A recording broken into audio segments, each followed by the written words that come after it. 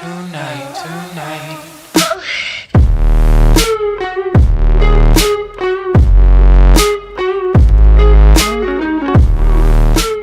Hey, what's up guys? So it is that time of the year again. 2016 is coming to a close, and just like in years past, I would absolutely love to share my favorite movies from this past year with you all. And just a disclaimer, these are my favorite movies, kind of based off like rewatchability factor, what my interests are, were my expectations met, were my expectations not met. So these 10 movies aren't necessarily going to go probably win Academy Awards, but in my heart, and to me, these are my favorite movies of 2016. So here we go.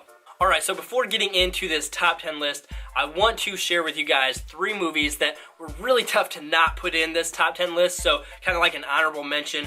But these 3 movies were fantastic, in my opinion.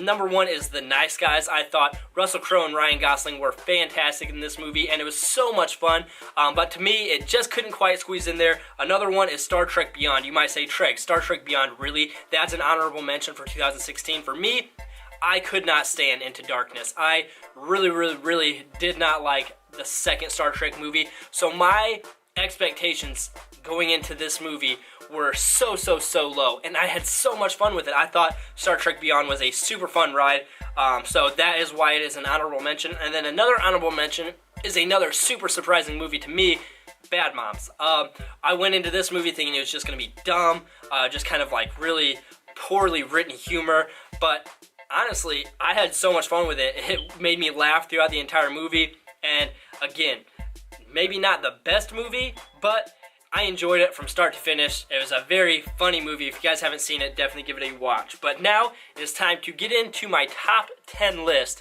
of 2016. Coming in at number 10, Eddie the Eagle. I thought Taron Egerton as Eddie the Eagle Edwards was fantastic. I thought he played this character so well. I thought Hugh Jackman in this movie was a very competent and very good co-star.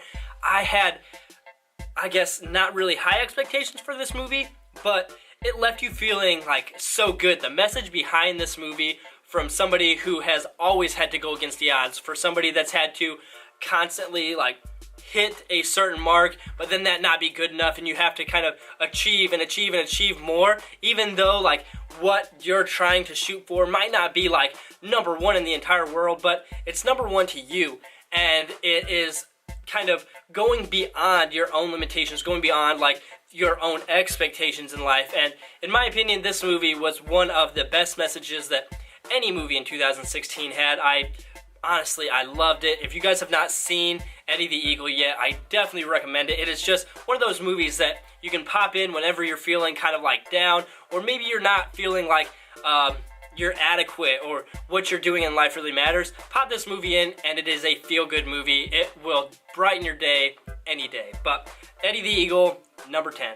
So number 9, you might be able to tell from this shirt, I'm a Harry Potter fan, and I thought Fantastic Beasts and Where to Find Them was a great prequel movie to the overall Harry Potter saga. I thought Eddie Redmayne as Newt Scamander was fantastic. I thought that this story kind of taken out of like that Hogwarts like European realm and put into like a United States kind of stage, I thought was fantastic. I really enjoyed how this kind of is setting up a new maybe like trilogy or saga series that J.K. Rowling has put together, and I really did have a lot of fun with this movie. Again, not something that I was like super amped for. I was kind of like keeping my expectations very in check, because again, when you take a property like Harry Potter and you pull something so random like a book called Fantastic Beasts and Where to Find Them, and you make it about that author, you kind of have to say, well, is the Harry Potter universe bigger than Harry Potter itself? And I think this movie proved that it was. I had a lot of fun with this movie. So Fantastic Beasts and Where to Find Them is number 9 for 2016. Alright, so coming in at number 8 is a movie, again, that I did not have very high expectations for, because Ben Affleck was just coming off of Batman v Superman, a movie that I really did not enjoy, and he was coming into a movie that was really kind of taking a risk, which is The Accountant. He was playing the accountant, and he was an autistic man who had kind of grown up and been through so many trials and tribulations and was very kind of separated from society. And I thought that the way they showed his upbringing, the way they showed like how he can use his talents and his gifts, even though he has a mental handicap, I thought was fantastic, because he can exist in the corporate realm while also being a very, very, very dangerous, I guess, assassin.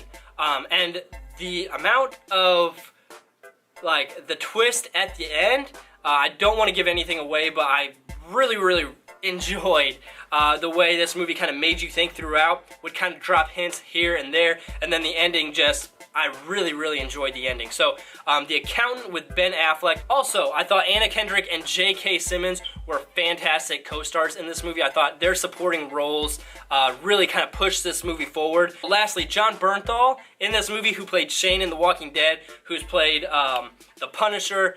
He also added a lot to this movie. That guy is definitely coming up in Hollywood. Pay attention to him. I think he is going to be very big in a few years. But I really enjoyed The Accountant. That was number 8. Now let's get on to number 7. And coming in at number 7 is a movie I just saw last week, which is Arrival.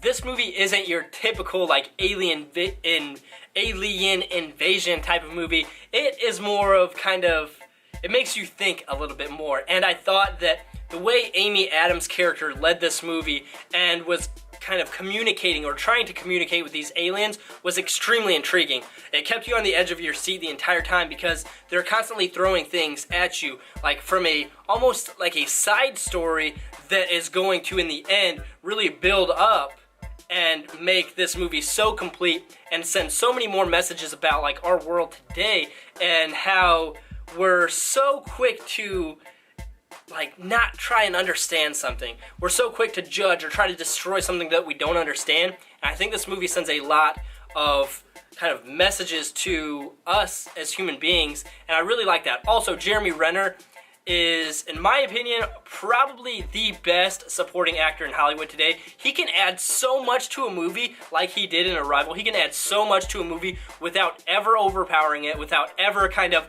letting his character take the limelight.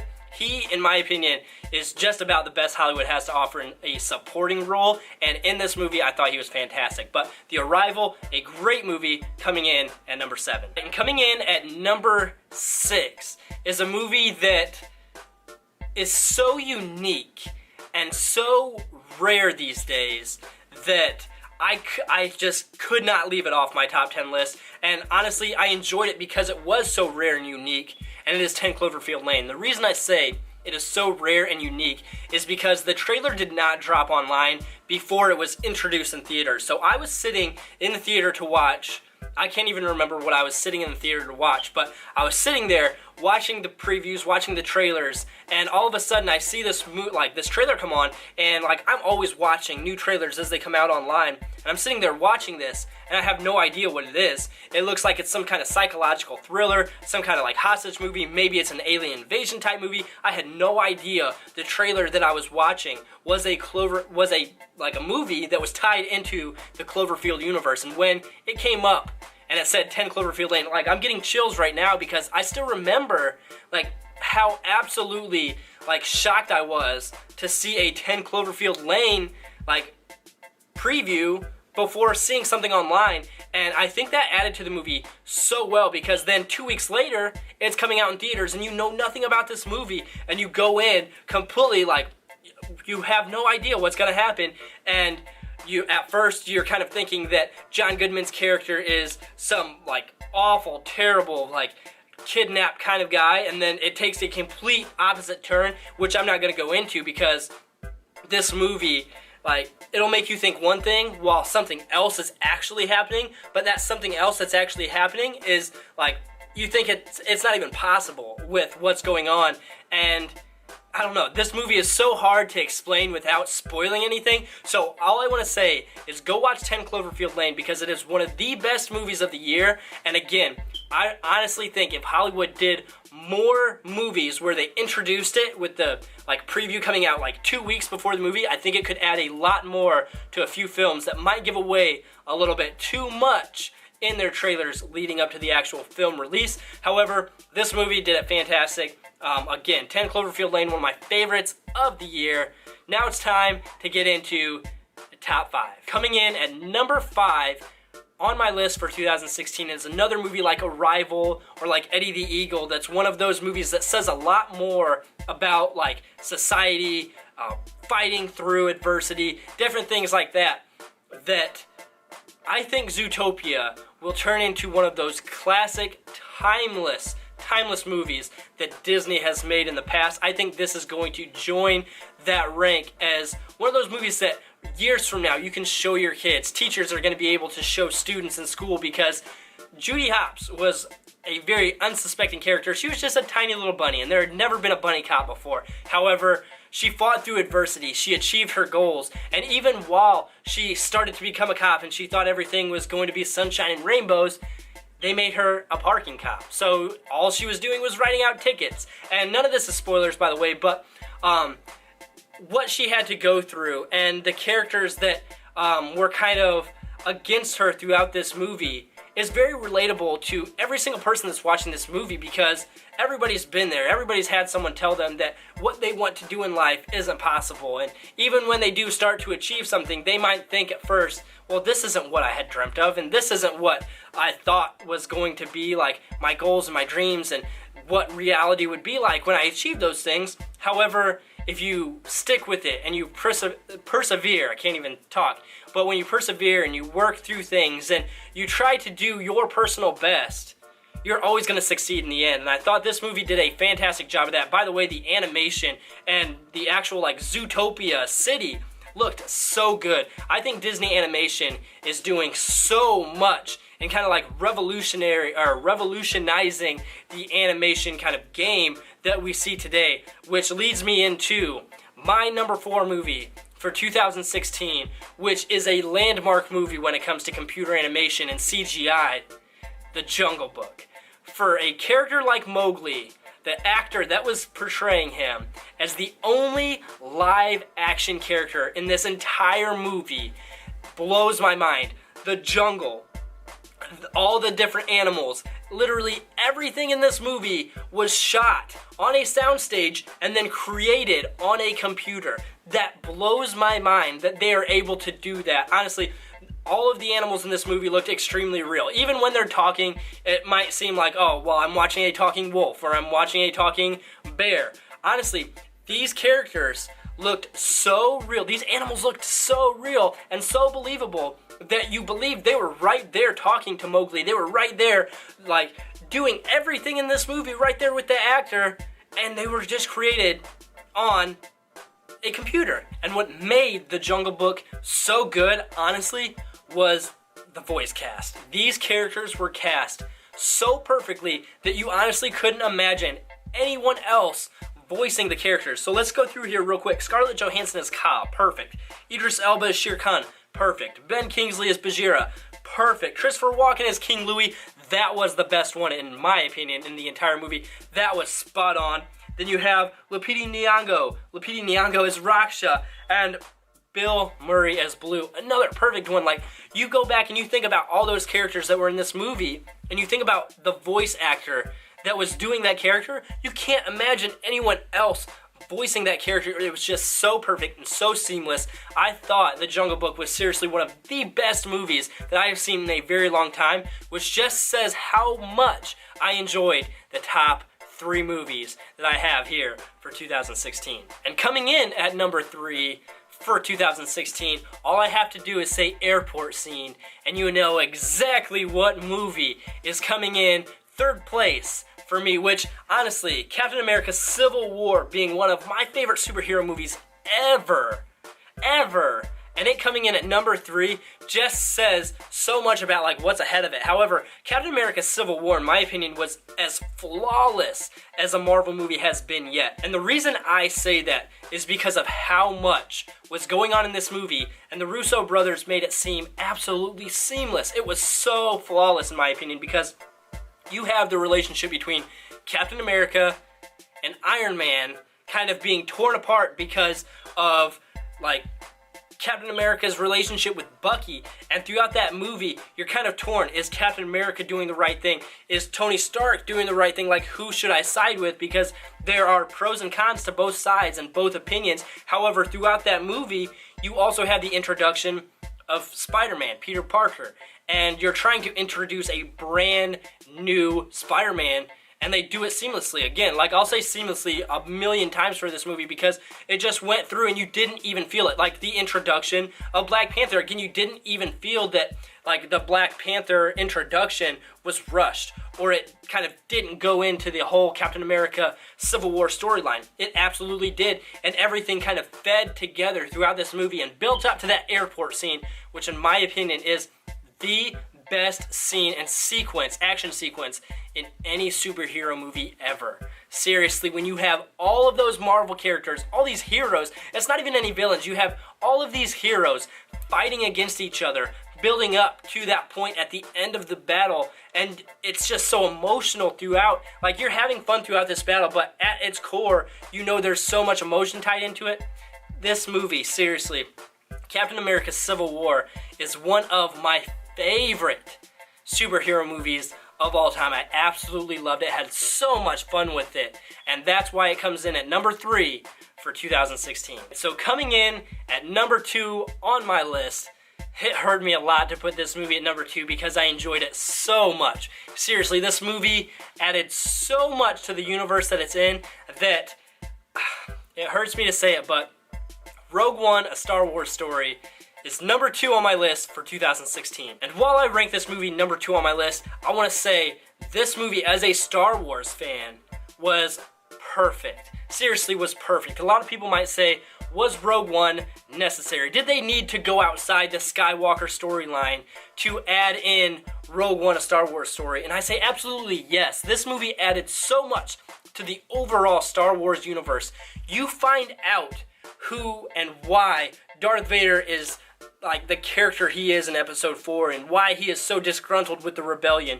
You find out a lot about Tarkin and why he's doing what he's doing in episode 4. You find out so much about Leia and the leader of the, like, as somebody who is a leader of the rebellion now, you learn so much more about the entire universe of Star Wars as a whole by adding in Rogue One. And the performances in this movie were fantastic. I thought Felicity Jones as the leader of this rebel squad, Rogue One, I thought she was fantastic. Her story as, like, of Jyn Erso, from the time she was just a little girl to the time she met Saw Gerrera to when she was trying to go find her father, Galen Erso. I thought that this movie just absolutely was so flawless in the Star Wars universe. And one of my favorite things in this movie was the way they used Darth Vader, because you might say, was Darth Vader necessary in this movie? And I will say, absolutely. And the way they used him, they could have overdone it. Honestly, they could have overdone it with Darth Vader.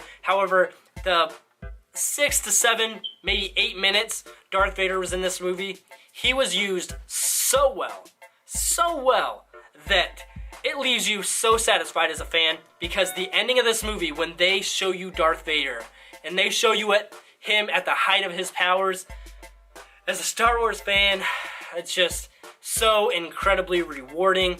And as a Star Wars fan who appreciates more than just the Skywalker storyline, somebody who appreciates the entire universe as a whole, the intricacies, the details of why things are happening in other movies, Star Wars Rogue One was absolutely perfect, and I 100% love this movie with all my heart, and in my opinion, it might be the best Star Wars movie ever made.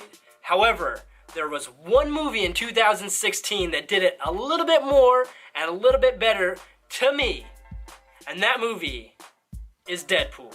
Honestly, there is not a movie that I can remember that I have sat in the theaters and had as much fun with. Even movies that I was super passionate about, like Jurassic World or Dawn of the Planet of the Apes, or movies that I have been, or even Star Wars The Force Awakens.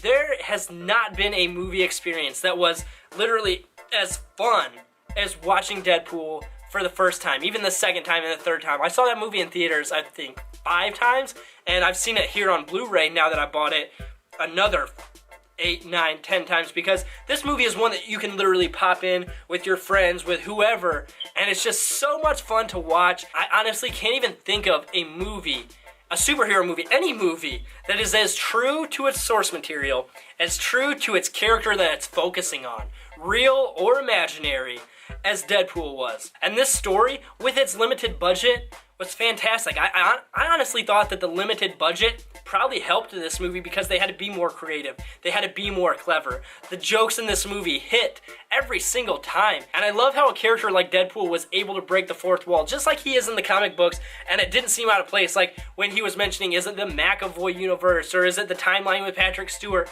Like, things like that in that movie, that if you're in tune with the other X-Men movies, if you're kind of in line with the current timeline that they've got going on, he kind of makes you think a little bit, and he makes you laugh, and he pokes fun at his Green Lantern character. He pokes fun at his character that he played in that first Wolverine Origins movie, which was awful. It was like, this movie was so perfect to the character Deadpool, and it's just so rewatchable and fun that there was no movie I could rank above it. I tried to kind of maybe say, maybe Rogue One was better, maybe Civil War was a better superhero movie, but there was no movie as complete from start to finish that was just such a fun ride and so enjoyable and so rewatchable, which again, in my opinion, is the #1 factor that has like my heart.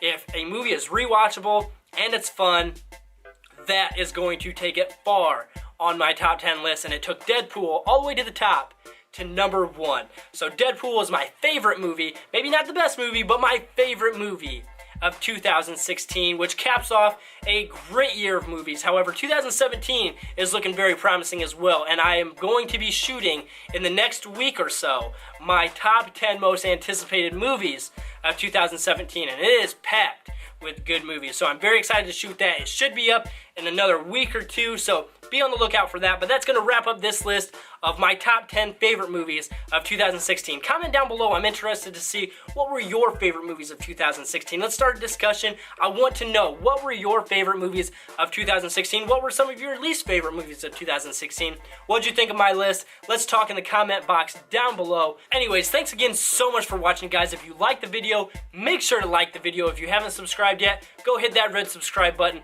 Again, I appreciate every single one of you guys that tuned in this entire year. I look forward to an exciting 2017, and I'll talk to you in the next one. Peace.